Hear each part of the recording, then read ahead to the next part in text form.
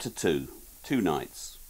As I stood on the foredeck and hauled in the last few fathoms of dripping cable, the mate broke out the tanned roll of foresail, and Wild Lone slowly gathered way before the light westerly air.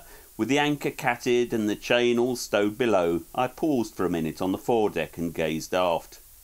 Already Pagglesham Hard, with the big shed overlooking it, was fading in the gloom astern, and naught but a faint reddish glow over the fields and trees beyond Rochford now remained of the wonderful sunset, which but a quarter of an hour before had filled the whole of the sky in the west and cast beams of flaming light on the horizon like vast mountains of burnished gold. The sidelights were casting their distinctive gleams alternately on the foresail as it bellied first one side and then the other. The light of the cabin lamp, turned low, filtered through the 3 round deadlights in each side coaming and played in 3 yellow patches on the varnished rail. Compared with the little Dabchick, this 5-ton sloop seemed to possess a fine expanse of deck, and I walked aft without holding on to anything, just to prove it. I was proud to possess a boat like this. With a spoon bow and a transom stern, Wild Lone was not unlike a big dinghy in shape, having a perfectly flat floor amidships with rounded bilges. 24 feet overall, 22 feet on the waterline, and with just over 8 feet beam, she drew but 21 inches with the centreboard and iron rudder plate hauled up. There was a cabin 8 feet long which seemed palatial after Dabchick's little kennel, and in addition there was a forecastle which had a holding cot berth, so that 3 could sleep aboard. The centreboard case divided the cabin floor in 2, but it allowed a very large flap table to be fitted, on which a full-sized chart could be spread out. After one season with Dabchick, in which I'd explored all around the creeks and anchorages between the Woodbridge River and Burnham on Crouch, I found I wanted a bigger boat, with not such cramped accommodation, and one particularly which would not lie at a crazy angle when she took the mud on the ebb. Dabchick had taught me a great deal about handling a boat, for it had been a stormy season, and I had sailed mostly alone by choice. My little boat had supplied all the companionship I'd needed. I'd made my first single-handed coastal passage in her, and I'd experienced the eternal wonder of my first night passage alone. I'd almost lost her in an unexpected gale that put her on a lee shore one night and threatened to break her up before I could haul her off. I'd learned what fear was on another occasion when caught out in a bad squall, when a lump of displaced ballast started a plank and I had to bail frantically as she ran back to Harwich with the bilgewater up to the level of the berths. I'd grown fond of her because she and I had come through so much together that windy summer. But I knew she was not man enough and actually not sound enough for coastal exploration. Therefore I sold her and bought this 5-tonner, which I renamed Wild Lone, for with her, like the cat in Kipling that walked by himself, I wanted to go by my wild lone to the wild wet waters, for all places were alike to me, but I was not always single-handed. On this particular night I had a cheerful mate who joined the ship for a week's cruise to the Crouch and Roach rivers. There was by now very little of the wind that had blown so fresh all day long, and as the trim little sloop glided with the ebb past the fast uncovering mud banks down the narrow Roach and so into the Crouch, her forefoot turned over the water with a gentle undulating trickle like the sound of a mountain stream chuckling past clean-swept pebbles. It was to be a night in 100, calm, intense, mysterious, the kind of night when one's only wish is to sail away to some unheard-of island and never to return to the incessant struggle for life in big cities.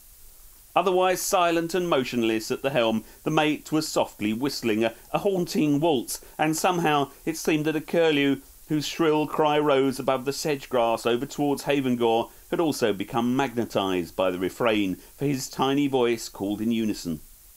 I sat down in a corner of the well and propped my head against the cabin bulkhead. The waltz came to a close, and the mate's teeth sparkled in a narrow beam of light that escaped past the cabin doors.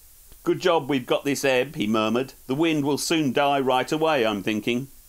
I nodded sleepily and did not reply. His voice sounded so very far away. "And there hasn't been a breath for the last half hour, I think. I might leave the helm with safety and warm that coffee up." I stirred lazily and discovered that it had gone colder and that I felt stiff and uncomfortable. The mate left the helm and peered at me.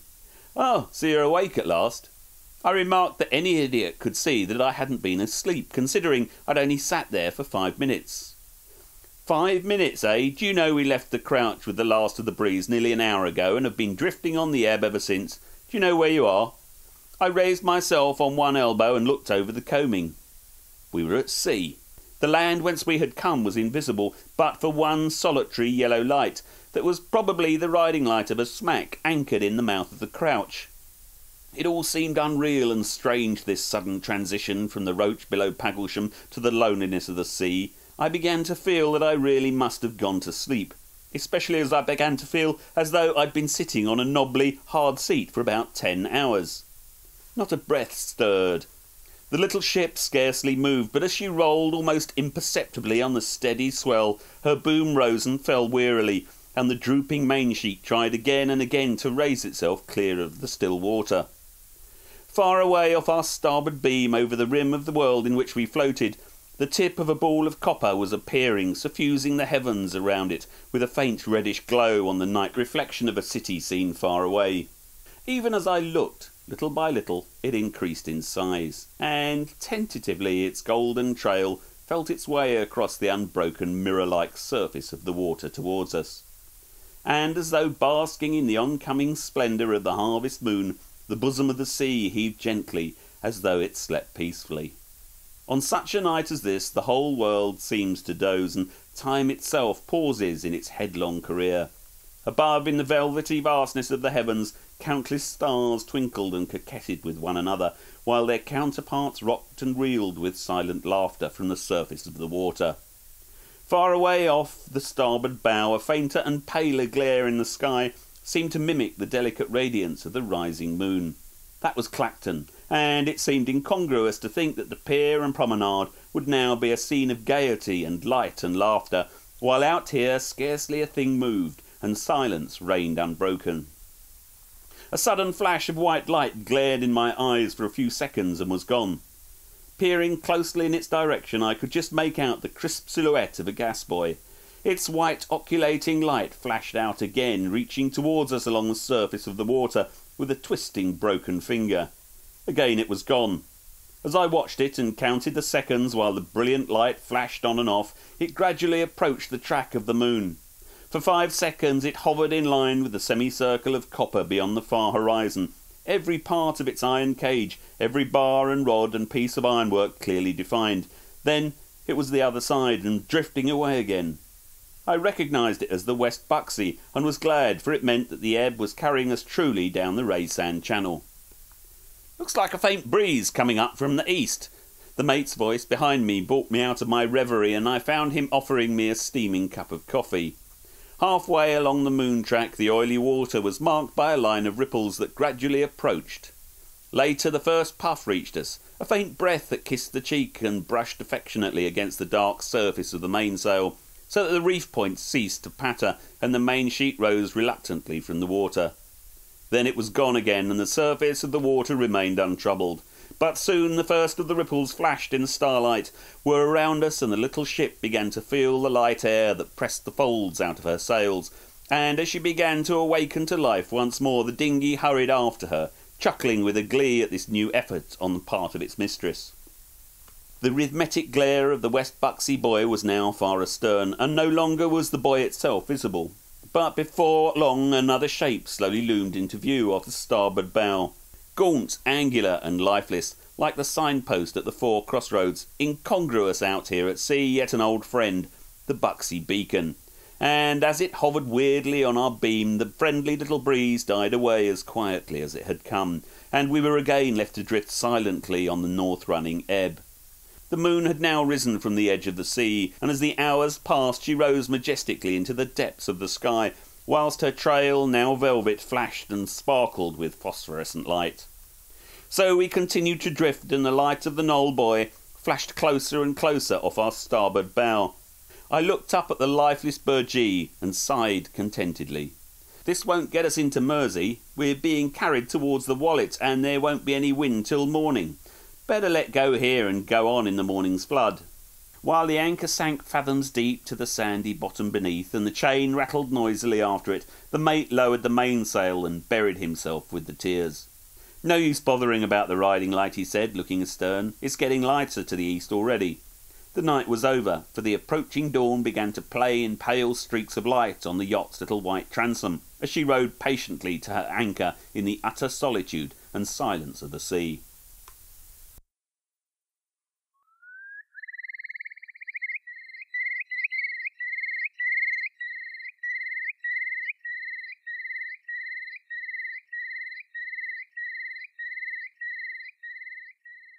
There was another night whose details will always remain in my memory. In a burst of enthusiasm, my friend D and I left Harwich just before sunset with the intention of sailing Albatross around to West Mersey, where she was to be laid up, for that uncertain summer of 22 had passed, autumn was upon us, and all self-respecting yachts by this time were finding mud berths for the winter. The distance that D, who lived far inland, had to travel to reach the boat necessitated our making the passage this weekend unless the weather proved absolutely impossible. It looked as though it might as we plunged out past the beach end bell buoy and headed into a short sea that was rolling up from the Naze, for the sun was sinking into a barrier of ugly-looking black clouds with yellow-tipped edges as sharp as a saw blade. It was a mad time to start a long beat against a fresh south-westerly up the Wallet. But we'd started because D, having arrived by train 2 hours before, could not rest until we got under way. "For anywhere, old man, but let's get under way and we might as well make it to Mersey." It was useless to point out that the tide was wrong, the wind was obviously going to blow hard after sundown, and it would be far better to wait a few hours and take the whole of the flood with us. D is of that dangerous type of shipmate, entirely likeable, irrepressibly enthusiastic, and casual to a criminal degree about seaman-like essentials. His excess of high spirits carries you beyond your reason, and the usual preparations against emergencies which every seaman learns to make are ignored. Night had definitely closed in by the time we had the Naze point abeam and slowly opened out the lights of Walton. There was a high lumpy sea running, and already Albatross, with one reef in her mainsail, was driving her lean bows into the heart of every other wave. It was already pitch dark, and this made it quite impossible to watch the seas as they raced towards us and luff up accordingly. Only the flash of a breaking crest gave any warning of the crash and the cloud of driving spray that would follow. Albatross was not making good weather of it, an old Nor 1 design, of which several had been built for racing off Southend. With a sloop rig of racing area, she measured 22 feet by 7 feet beam and drew just under 3 feet, with the iron centreboard up, and I recall her as the wettest and most comfortless boat I ever had. Yet at first I'd been attracted by her speed and general handiness. We were making very slow progress against the ebb tide, and the lights of Frinton seemed to keep their position for a depressingly long length of time. Suddenly a more violent squall burst upon us, with rain, and Albatross lay over until the jet-black water poured into her large well and a sea broke clean over her foredeck. D at once began to scramble forward, shouting directions which were carried away by the wind, so that I got only snatches of them. "Another reef! Keep her sailing! Ease her!" While he worked the peak halyard and the ratchet reefing gear handle at the mast, I stood up and tried to assist the straining canvas to roll neatly into the clawing of the boom. But on a sudden dive, the part of the boat all but threw me out of the well, and when I picked myself up off the lee coaming, there was a rent of a foot long in the mainsail. My voice sounded inadequate as I shouted to the dark figure bunched up against the mast, but he heard, and in a few minutes we had 3 reefs rolled in, the mainsail and the tear covered up. Albatross was easier now, but nothing could stop her from pounding as her U-shaped bow dropped into the inky hollows, and it seemed inconceivable that her lightly built hull could put up with the terrific slamming and jarring and not open at all the seams. "Better to keep over on the Gunfleet side," D shouted. "We might get a bit of a lee off the sands." The lights of Clacton, appearing every now and then as we lifted over a rushing crest, were yet far away, for we were a long way from the coast. Presently D, who'd been sitting huddled up in the lee of the cabin top, leaned over the lee coaming, and with a feeling of compassion I realised his unhappiness. He was not ill for long, though, and began his trick at the helm soon after, while I sat on the floor of the well, watching the dim shapes of the seas as they raced away from our lee quarter into the darkness. Instead of getting a lee under the sands, we found the wind blowing straight down the Wallet, and the seas becoming more and more dangerous for a boat like this. Her foredeck was being constantly swept, and there was a good deal of water coming over into the well, while heavy lumps of spray were occasionally thudding into the mainsail, threatening to burst it. Presently Dee leaned down and said something to me. I could not hear. I stood up, receiving a dash of spray on my chest that nearly winded me, and he repeated his question. It sounded like Chinese as I noticed his haggard, drawn look that had suddenly come into his face. He was twice my own age. The horror of what the effect the night might have had on his mind struck me. Again he bawled something, pointing forward, and I thought I caught the words "open port light" or something like them. Then I realised what he was trying to say, but why he didn't say it I couldn't make out, but did not stop to find out. Diving into the dimly lit cabin, I confirmed my fears. The seas, dashing against the forward cabin coaming, had smashed the glass of the large rectangular port light, and even as I crouched there, a flood of water poured into the cabin and over our blankets, which were strapped on the top of the centreboard case. I took the sodden cushions and rammed them into the aperture, stopping the immediate cascade. Hurled against the lee side of the cabin by the wild motion, I found the bilge water over my ankles, and discovered that the lee berth was awash. For a moment my heart almost stopped as I realised how much water the boat must be making. I crawled into the cramped forecastle, where the pounding sounded like thunder, and struck a match. The seams were working and water was trickling in here and there, and I hoped as the match went out that the broken port light was responsible for most of the bilge water. It was a pity, however, that the only way we hoped to keep our blankets dry aboard this pitiful boat by strapping them in a bundle over the table had proved useless. All the bedding was now soaked with salt water. It was at this moment, when I was crawling feet first out of the forecastle, that the boat gave a sudden lurch, and a metallic crash jarred her from keel to truck. The shock threw me against the centreboard case, half stunning me with the moment, while the boat rose to a crest and dropped again to crash once more. "My God, we're on the sands!" Dee's alarmed shout brought me to my senses, and I hauled desperately at the centreboard tackle, which was made fast at the after end of the case. For a minute, perhaps, with the centreboard up, Albatross sailed on, and Dee tried to get her round onto the port tack, but a breaking sea drove her head off again, and a moment later she struck once more, this time with her keel. "Ease off the main sheet, we'll try to jibe her off." It was a desperate remedy, but I saw my shipmate's idea and let the main sheet run.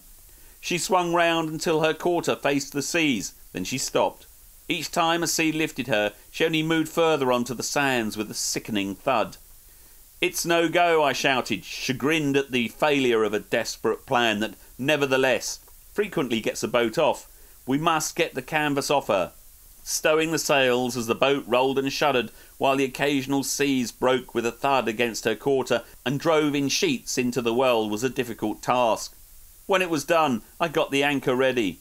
Albatross could not be left in this position with her stern to the wind. It was no good just dropping the anchor here. She would have sat on it and hauled herself.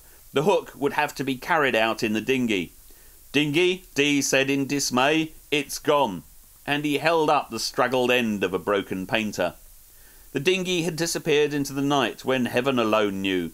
Albatross was lying in a dangerous position, with her quarter to wind and seas, slowly bumping further onto the sands, and the anchor had to be let go to windward to bring her head round without a moment's delay, for the tide was dropping fast. Sounding with a boat hook, I found about 3 feet around us, and the bottom as hard as a gravel path. There was nothing for it. Soaked as I was already, I waved aside Dee's rash but sporting offer to go, jumped in and carried the anchor about 30 feet to windward. Then we hauled in on the cable and were thankful to find the boat slowly turn around until she lay broadside onto the wind. She would move no further, and we had to leave her like that, heeled over to port and being pounded by the seas against her weather bilge. Gradually, however, the waves abated as the tide dropped, and in an hour Albatross was high and dry on the Gunfleet sands, about 4 miles off Clacton. We bailed all the water out of the boat with a bucket, praying that her hull was not badly damaged. Then in the comfortless inclined cabin, the shipmate managed to light the primus, which helped to warm us and soon gave us steaming mugs of OXO. Our position was a desperate one. If there was the same amount of sea running when the tide returned and came around us, there would be every chance of the boat breaking up under us before she could float off. If the ship went to pieces, there was no dinghy to take to, and the sands were isolated and would be completely covered at high water. The red flash of the Gunfleet lighthouse, standing on the piles on the outer edge of the sands some 4 miles away, was clearly visible, and a flare would probably have attracted attention or even brought the Clacton lifeboat out. But there was nothing dry enough at present to burn aboard for a flare, and after discussing the matter, we decided to stand by the ship and do our best to save her. It seemed very lonely and forlorn out there. The wind moaned continually through the rigging, its note rising and falling, the halyards rattling furiously on the mast, occasional rain squalls pattered on the topsides, and over all there was a sound that one seemed to sense rather than hear, an ominous deep roaring, like the noise of an angry mob, the seas breaking on the sands 100 yards away. Once we went out for a run across the sands to help our circulation, splashing through the innumerable puddles trapped in the ridges left by the waves. Then we carried the anchor further out towards the deep water and sank it well into the sand, for on its ability to hold our lives possibly depended. After that we returned to the damp, stuffy cabin and sat close to the roaring primus, trying to suppress our anxiety while the tide returned. That waiting was the worst part of it, and those hours of darkness seemed interminable. The alarm clock said 4:30 when the water first began to gurgle round our keel. We should either be afloat or a mass of drifting matchwood before daylight came. The wind had not abated, and although the rain had ceased, there was a keenness in the air that seemed to cut through one's damp clothes. Slowly the water covered the sand in our vicinity, and the waves, small and playful as yet, slapped our weather bilge and shook the boat. Then, as they broke more heavily against her, she began to lift and fall gently. Her keel was grinding in the sand, and her mast was rising and falling, the rising little higher with each send of the sea. The waves became heavier, more insistent, and broke with a crash against her, shaking her little white hull and lifting her only to be dropped again on the cruel sand, while her gear rattled and her hull groaned under the shocks. Anxiously we crawled below and examined the timbers by the light of a candle, for we expected to find them broken and her seams letting in a flood of water. But as yet she was standing up to the pounding. Soon she was upright and thudding on the sand only with her iron keel. Each time a sea broke against her and dashed in spray over the cabin top and into the well, she lifted, hovered on the crest for a moment, slewed her stern around a little more to leeward, then dropped with a jarring crash. Again and again. Surely the hull could not stand much more of this. Yet she was not taking on any water. At last she was head to wind, lifting gamely over the steep seas to thud on the sand while the anchor chain snubbed with fearful bangs, threatening to pull out the Samson post or part one of its links. "Thank heavens we dug that hook in," Dee called out. "If that didn't hold, nothing could save us. Come on, let's get the mainsail up." She was now almost afloat, hitting the bottom at longer intervals. When the mainsail was set, I went forward to try to haul in the cable. As I caught hold of it, a bigger comber than usual came rushing down on us, its crest glistening in the first light of the coming dawn. Albatross lifted her bow as it broke over her foredeck, while I made a frantic grab at the mast. The cable snubbed with a heavy bang, and the boat dropped into the hollow to crash once more on the sand. As she rose to the next sea, I grasped the cable and hauled it in. There was no strain on it. My God, the cable's parted! Almost before I cried out, Albatross had been carried to leeward, and once more she slewed around and lay pounding on the sands. My heart sank, as it seemed for a moment as though we were doomed now, but as fortune would have it, when she struck, the little boat had turned around to starboard, and she now lay with her bowsprit pointing towards Clacton Lights and the deeper water of the Wallet, if she would only sail off. "Loose the foresail!" With her main sheet pinned in and the foresail drawing, Albatross lay over on her side, pounding badly on her lee bilge, but as she rose to each sea she forged ahead a few feet, dropped and banged on the sand, rose, sailed ahead again, dropped, sailed a little longer, pounded a little less violently, and at last hit the sand no more. She was sailing again. In the east, the false dawn had paled the sky, grey, cold and cheerless. Yet it was a grand sight to our weary, salt-encrusted eyes, as we thrashed the little boat up past the flashing Knoll Buoy, past the northwest knoll and the spherical Benchhead Buoy, driving our bows into the short seas of the Blackwater on our last tack into Mersey quarters. We blessed the coming of the day, for it meant that what was, we hoped, the worst night of our lives was at last over. He's a pretty good writer.